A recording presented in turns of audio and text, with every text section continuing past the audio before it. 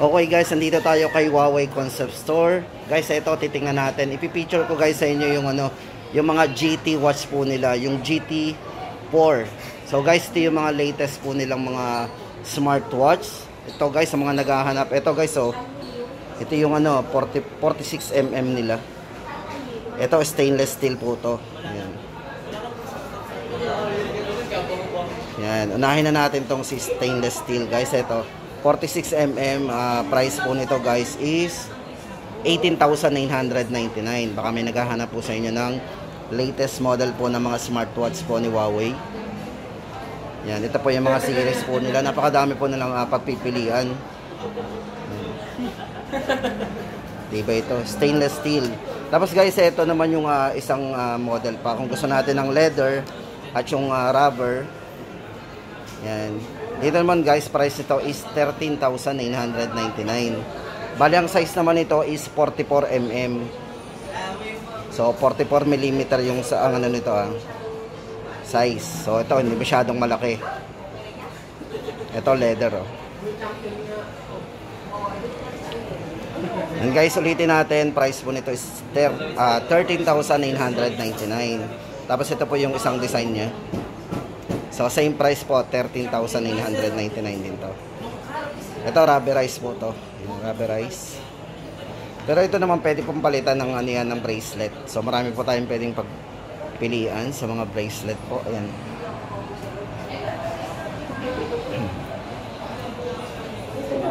Tapos, syempre guys, kung gusto nyo mas mura, ito po. Ito naman price po nito, 12,999.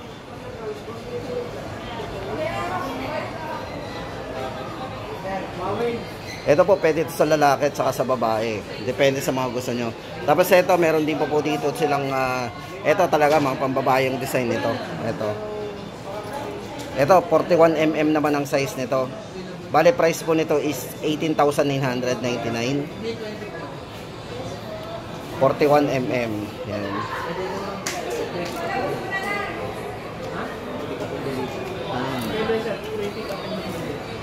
Tapos ito naman pong ito leather po yung bracelet. Ito naman price po nito is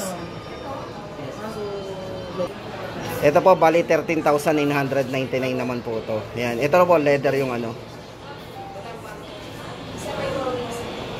So ito guys, sa mga gustong maghanap ng sa mga naghahanap ng ng mga smartwatch, syempre tama-tama yan sa mga pang-activity natin, especially yung outdoor.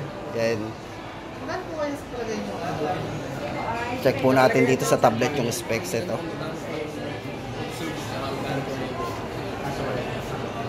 Yan. GT.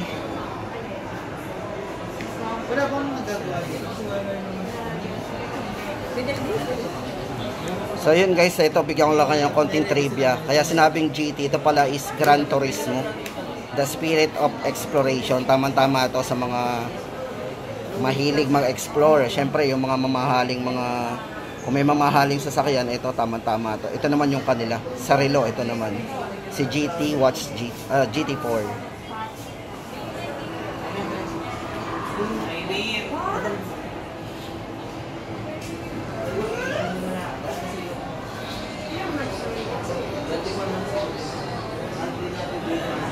Guys, maganda dito, ito yung mga specs nito.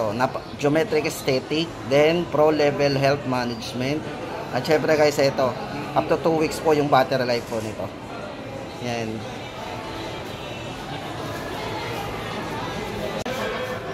Ito guys, ulitin natin ang price.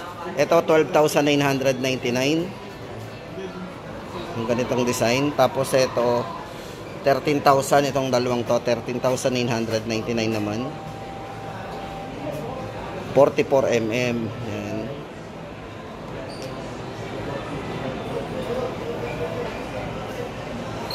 Rubber. Tapos yung stainless po 18,999.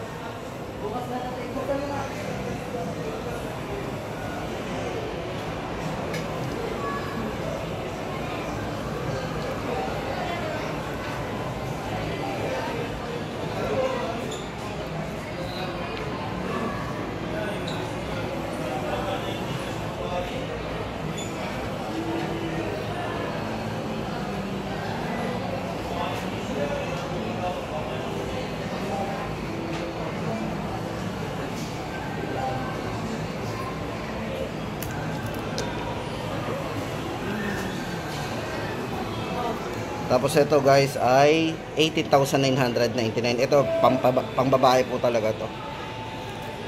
Pero yung iba guys, yung mga unisection, ito pang babae itong dalawa. Ito 13,999 leather.